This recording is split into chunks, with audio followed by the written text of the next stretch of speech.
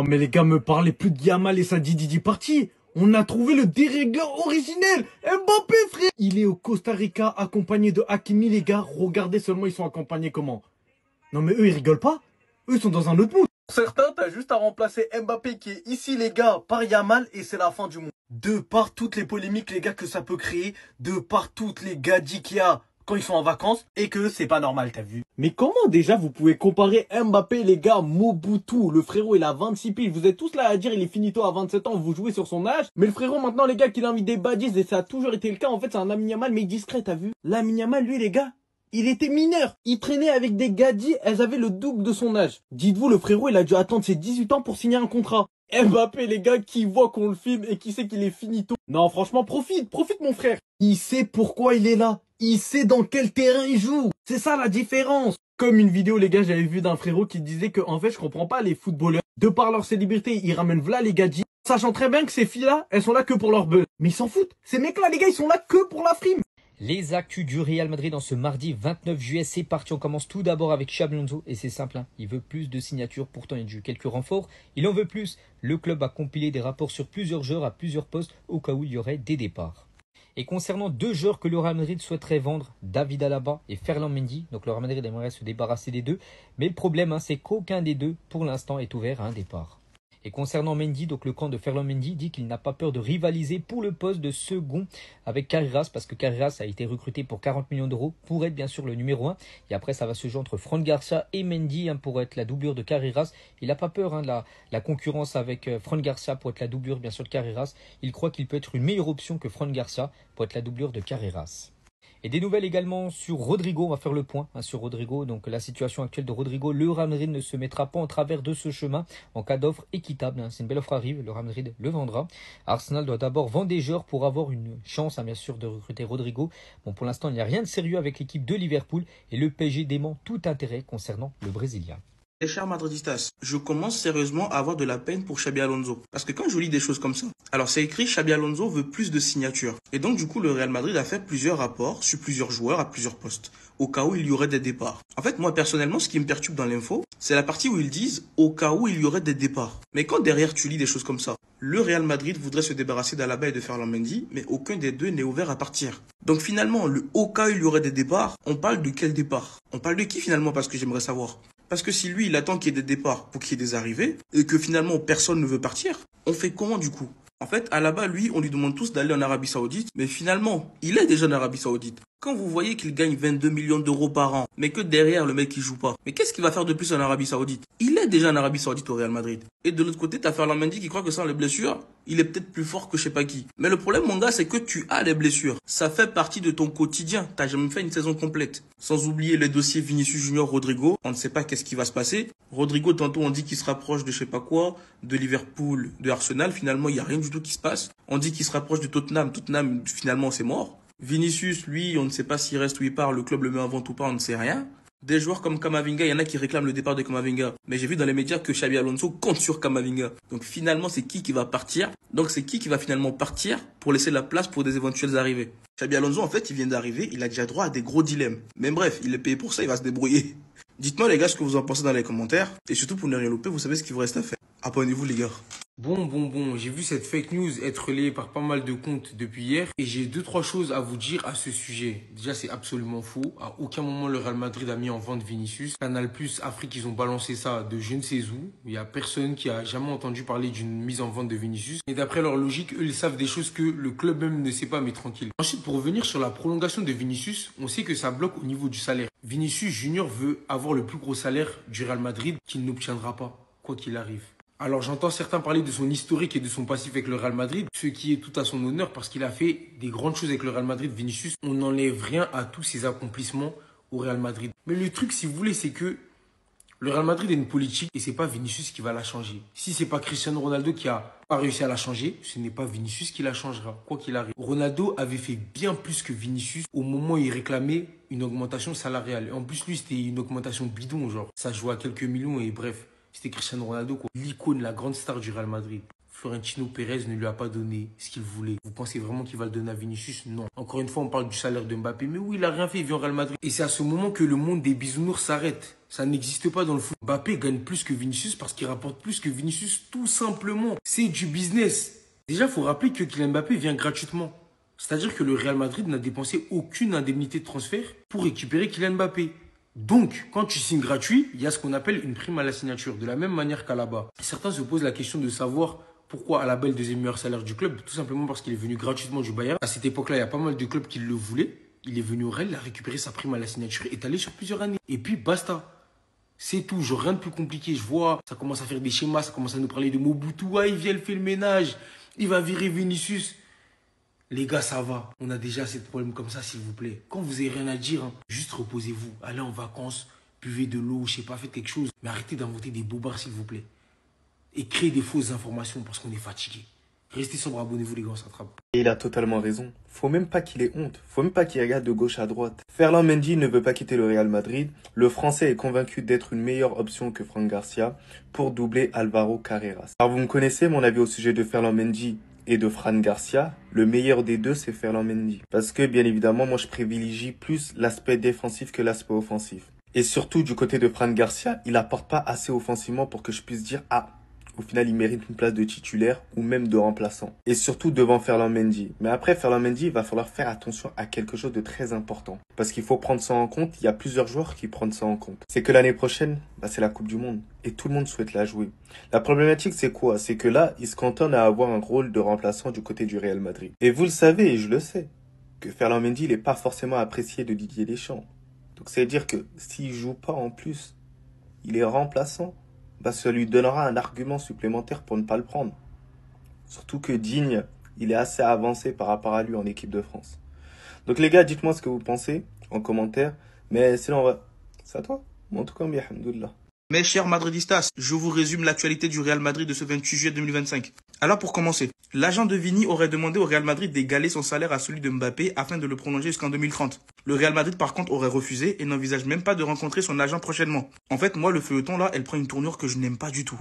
À un moment donné, il faut que l'une des parties se décide. Soit c'est Florentino qui arrive à trouver une entente avec Vinicius, soit c'est Vinicius qui se débrouille pour trouver une entente avec Florentino Pérez. Mais moi, j'en ai marre d'être la seule équipe avec une incertitude au niveau de son attaque. Toutes les équipes ont déjà bien rodé leur attaque. Ils savent qui est-ce qui va rester, qui est-ce qui va partir. Il y a que nous qui avions des feuilletons avec nos attaquants. Rodrigo, on ne sait pas s'il reste ou il part. Et là, Vinicius, c'est pareil. On ne sait pas ce qui va se passer. Bref, il faut résoudre ce problème au plus vite et pouvoir se concentrer sur la nouvelle saison.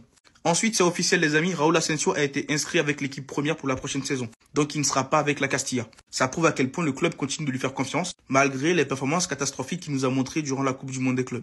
Et ça prouve aussi que Xabi Alonso aimerait compter sur lui. Après, rien ne dit qu'il sera un titulaire indiscutable. Il va peut-être finir par nous faire une Nacho, un bon petit soldat qui sera là tout le temps quand on aura besoin de lui. On passe à l'actu suivante. Rodrigo aurait échangé avec Tottenham. Le projet sportif reste flou, mais le club jouera la C1 et prépare des gros investissements avec un changement de propriétaire en vue. En vrai, même si Rodrigo, je trouve que s'il va à Tottenham, il sera titulaire indiscutable tous les jours, moi je pense que ce serait dommage pour sa carrière. Même si Tottenham, ils ont des objectifs, ils ont de l'ambition, ils veulent reconstruire le truc ou je sais pas, reconstruire le projet, moi je préfère voir Rodrigo partir dans un club qui a un projet plus solide. Liverpool, Arsenal, même si on sait que Arsenal c'est mort, Liverpool on ne sait pas parce qu'ils sont en train de partir sur Isaac. Donc s'ils prennent Isaac, ils prendront pas Rodrigo. Le Bayern, finalement, ils prendront pas Rodrigo parce qu'ils ont pris Luis Diaz de Liverpool. Donc moi, je sais pas finalement qu'est-ce qui va se passer avec Rodrigo. Mais Tottenham là, bref, il fait ce qu'il veut de toute façon. Et pour finir, notre chouchou Franco Mastantuono se rendra à Madrid le week-end prochain pour débuter son aventure avec le club. Et on a hâte de te voir Franco Mastantuono. On a hâte de te voir sous les couleurs du Real Madrid, voir de quoi tu es capable sur le terrain, voir ce que tu vas nous servir sous Xabi Alonso. On sera là pour t'accueillir à bras ouverts. Bref les amis, dites-moi ce que vous avez pensé des actus d'aujourd'hui. Dites-le moi dans les commentaires. Et surtout pour ne rien louper, vous savez ce qu'il vous reste à faire. Abonnez-vous. Enfin, une bonne nouvelle pour Eduardo Camavinga après une saison très compliquée pour le milieu de terrain français. Il a été victime malheureusement de beaucoup de problèmes physiques, Kama, cette saison. Et en plus de ça, on connaissait le rôle qu'il avait auprès de Carlo Ancelotti, c'est-à-dire un rôle un peu ingrat. Il n'était pas toujours utilisé. Et en plus de ça, lorsqu'il était utilisé, il n'était pas toujours utilisé à son poste préférentiel.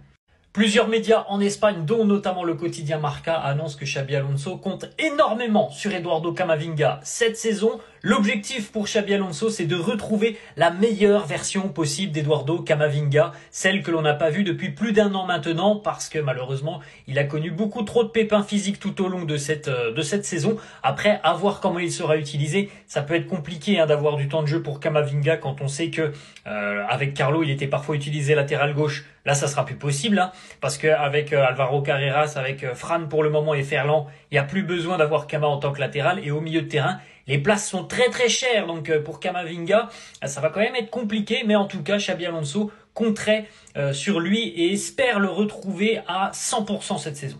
Bah ouais, bande de tocards. Qui a cru que Rodrigo allait signer à Tottenham, les gars? Sérieusement. Sérieusement, il avait quoi à foutre dans ce club-là? Rodrigo ne veut pas rejoindre Tottenham, il veut un plus grand club. Mais c'est normal. En fait, Rodrigo, il a remporté une multitude de Ligue des Champions au sein du plus grand club de l'histoire du football. C'est pas pour partir dans un club qui n'est même pas en capacité d'arriver dans le dernier carré de la Ligue des Champions, qui n'a pas un projet béton à l'instant T. Tottenham, c'est à l'avenir. C'est dans quelques années que ça pourrait être intéressant. Mais là, actuellement, ils sont encore en construction. Rodrigo, il veut regagner des titres assez rapidement, une nouvelle fois. C'est normal. Et surtout qu'il a le potentiel de gagner un ballon d'or. Ça, j'en suis sûr et certain s'il joue à son poste. C'est un joueur, il est tellement talentueux. C'est moi qui vous le dis, les gars. On ne surcote pas. Mais vous voyez, c'est ça le problème des clubs comme Tottenham. Ils s'humilient eux-mêmes. T'as vu? Normalement, tu ne fais pas la demande sur des joueurs comme ça.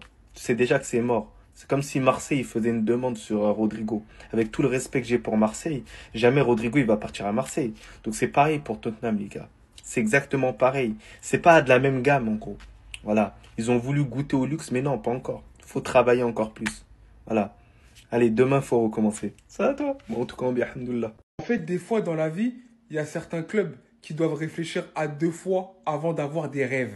T'as capté? Quand ils ont des cibles, ils doivent réfléchir, en fait. Regardez ce qui s'est passé. Tottenham veut casser sa tirelire pour Rodrigo. Les Spurs ont demandé la permission au Real Madrid pour discuter avec le Brésilien. Ils sont déjà prêts à mettre 90 millions d'euros demandés par le Real Madrid. A few moments later... Chargé, c'est trop. Ils les ont tués. En fait, ni une ni deux. Tac au tac. Ils ont répondu. En fait, Rodrigo, il a dit non, mais comment ça je suis lié à Tottenham? Non, mais arrêtez, en fait. Soyons sérieux, je suis Rodrigo. J'ai aidé le Real Madrid dans sa conquête de Ligue des Champions. Vous me présentez des plans. Parce que ça, c'est des plans sous. D'aller à Tottenham, c'est un plan. C'est pas un projet. C'est un plan. Jouer à Tottenham, on peut mettre ça dans un plan Snap. Plan pour jouer Elie à Tottenham. Non, je m'arrête. Mais les gars, Tottenham, changez de rêve. Prenez des joueurs à votre portée. Voilà. Des joueurs de seconde zone comme votre club. Vous vous calmez. C'est tout ce que j'ai à dire. Voilà. Bonne nuit. C'est donc ça. Les jeunes de la Masia qu'on a vu hier sont là pour prendre la place des titulaires et ça a déjà commencé. Mais avant même d'aller là-bas, je tiens à vous informer que notre cher Raúl Asensio vient d'être enregistré par le Real Madrid et il a été promu en équipe première. C'est définitif désormais. Et on a aussi le jeune défenseur Juan Martinez qui est de retour. Pour ceux qui ne le savent pas, après avoir fait ses débuts avec l'équipe première, il s'était blessé en début de saison. Bonne nouvelle, il a été titulaire avec l'équipe de la Castilla face à Marbella. Ce qui va lui permettre de reprendre du rythme petit à petit avant de remonter en équipe première. Et on nous dit même que Xabi Alonso envisage sérieusement de promouvoir Juan Martinez dans l'équipe première. Le plan pour l'instant c'est qu'il joue avec la Castilla jusqu'à ce qu'il revienne à 100%. Et pour revenir à Raúl Asensio, les amis, on nous informe que malgré son inscription dans l'équipe première, suite à la Coupe du Monde désastreuse qu'il a réalisée, Xabi Alonso ne compte plus trop sur lui, du moins pas pour cette saison. De ce fait, Xabi Alonso croirait en Eder Militao pour jouer un rôle important cette saison. Et après les infos, Xabi Alonso croit encore à son retour au plus haut niveau, malgré que ce dernier se remet de 2 ruptures de ligaments croisés. On termine les amis avec les jeunes cracks de la Masia qui ont fait leur début hier avec le FC Barcelone. On va notamment parler du jeune Dro qui est devenu le chouchou d'Hansi Flick, comme vous pouvez le voir à l'image, le gars est fan de lui, d'autant plus que pour son premier match avec l'équipe première, le gars il a inscrit un magnifique but. Cependant, parmi ces jeunes-là, s'il y en a bien un qui est pas là pour rigoler, c'est bien évidemment Geoffrey Torrens. On a bien vu de quoi il était capable hier et autant vous dire que c'est cuit pour un certain Gérard Martin. Même si oui, Gérard Martin c'est pas un titulaire indiscutable du côté du FC Barcelone, mais l'an dernier il a été titulaire plusieurs fois. Et là on nous dit, lors des prochains matchs du FC Barcelone, Geoffrey Torrens sera scruté de près. Si son temps de jeu reflète la confiance que le club place en lui, un départ de Gérard Martin vers la première ligue deviendrait plus envisageable. Donc vous voyez, on parle déjà d'un départ de Gérard Martin, le pauvre. Les actus du FC Barcelone pour ce mardi 29 juillet, c'est parti. On commence tout d'abord avec cette tenue, ce maillot. Ça devrait être le maillot spécial, les gars, pour le Classico de la nouvelle saison. Et toujours avec les maillots de foot, à noter qu'aujourd'hui, le FC Barcelone vient de dévoiler officiellement son maillot extérieur pour la saison prochaine. Et concernant ce maillot, cette tenue, les gars, que je trouve vraiment magnifique, que ça soit le maillot short ou chaussettes, short et chaussettes de couleur noire. Donc ce maillot sera porté pour la première fois lors de cette tournée de pré-saison. À noter que là, le Barça ira jouer un match contre Séoul. Donc c'est le 31, donc c'est après-demain. Et voilà, le FC Barcelone devrait porter son nouveau maillot extérieur pour cette rencontre. Et on finit aujourd'hui avec une déclaration de Inaki Williams sur Nico Williams, un joueur, les gars, qui a refusé de venir du côté du FC Barcelone. Donc son frère, il a dit, donc nous savons tous comment fonctionne le monde du football et la pression qu'ils, donc en parlant du Barça, ont tenté d'exercer sur tous les supporters de Bilbao et sur mon frère. Ils ont lancé une campagne médiatique pensant probablement que cela jouerait en leur faveur. À Bilbao, quand on s'en prend à un joueur, on le fait discrètement. Tout ce bruit extérieur a causé beaucoup de tort et créé une confusion inutile. Beaucoup de ce qui a été dit, divulgué aux médias ou diffusé sur les réseaux sociaux était tout simplement faux. En gros, que le joueur Nico Williams voulait aller du côté du FC Barcelone, tout ça. Il dit que c'est, en gros, son grand frère dit que c'était faux, que le joueur n'a jamais voulu venir jouer du côté du Barça. Qu'est-ce qu'on est devenu, les gars? Qu'est-ce qu'on est devenu? L'agent de Vinicius Junior a demandé au Real Madrid d'égaler son salaire à celui d'Mbappé, afin de prolonger jusqu'en 2030. Le Real Madrid refuse et n'envisage même pas de rencontrer son agent prochainement. Mais les gars, c'est... Aïe, aïe, on est où? En fait, moi, j'ai envie de m'exprimer face au Real Madrid. Vous voyez l'agent de Vinicius? Voilà, il a été fort sympathique, en fait, avec vous. Il a demandé le même salaire que Kylian Mbappé. C'était le minimum même à demander pour une prolongation jusqu'en 2030. Les gars, je veux parler très français. Voilà que Vinicius, on le pisse dessus, on le chie dessus. On voit pas l'importance que Vinicius il a dans l'effectif du Real Madrid. Tout ce qu'il a apporté auparavant, tout le travail qu'il a fait au sein du Real Madrid. On le voit tout simplement comme un joueur lambda, comme un vulgaire rookie. Imaginez à quel point on ne respecte pas Vinicius. On l'a même comparé à Rodrigo pour qu'il puisse se poser sur le banc. Les gars, vous avez aucun respect, vous avez aucun amour envers lui. Moi, si j'étais l'agent de Vinicius, j'allais même demander au-dessus de Kylian Mbappé. Ça devrait être le numéro 1 en termes de salaire. Que vous le vouliez ou non, j'en ai rien à battre. Moi, je fais pas de marketing, je fais que du football. Au football, c'est qui t'a apporté le plus? C'est Vinicius Junior. Il t'a remporté Ligue des Champions 2 fois, en étant une fois le protagoniste. En Liga, il a été très très important au sein du Real Madrid. Et toi, maintenant que tu l'as usé, tu l'as pressé, tu imagines que Erling Haaland et Kylian Mbappé pourraient jouer ensemble. Mais quel manque de respect! Quel manque de respect! Le mieux, c'est que je m'arrête là parce que sinon, je veux trop insulter. C'est lui qui rejoint les champions d'Europe. Regardez bien la fois où il a traumatisé tous les attaquants de l'équipe de France. Ils sont tous choqués de ce qu'ils ont vu, c'est du jamais vu. Parce qu'avant de vous montrer la suite, dites-vous que c'est bouclé. Chevalier rejoint officiellement le Paris Saint-Germain pour 40 millions. Un contrat de 5 ans et sa visite médicale aura directement lieu en fin de semaine.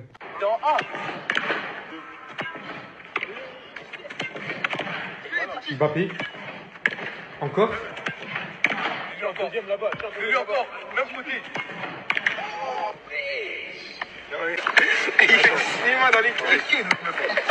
La vidéo elle continue comme ça jusqu'à ce qu'aucun attaquant a réussi à lui marquer un but. Et si ça vous en dit déjà long sur le joueur et son niveau, ce qui est le plus fou dans tout ça, vous savez ce que c'est? C'est que Donnarumma n'est même pas assuré à 100% de partir. Même si son agent actuellement exploite le marché, voir s'il a quelque chose d'intéressant pour lui. Fabrice Hawkins nous annonce qu'il pourrait y avoir une concurrence entre Donnarumma, donc s'il trouve aucune offre intéressante pour lui, Chevalier qui vient littéralement d'arriver au Paris Saint-Germain, qui va tout simplement essayer de tout rafler. Ils auront probablement top 2 des paires des meilleurs gardiens actuellement qu'on peut connaître dans le football. S'ils ne sont pas premiers, franchement, c'est tout simplement monstrueux.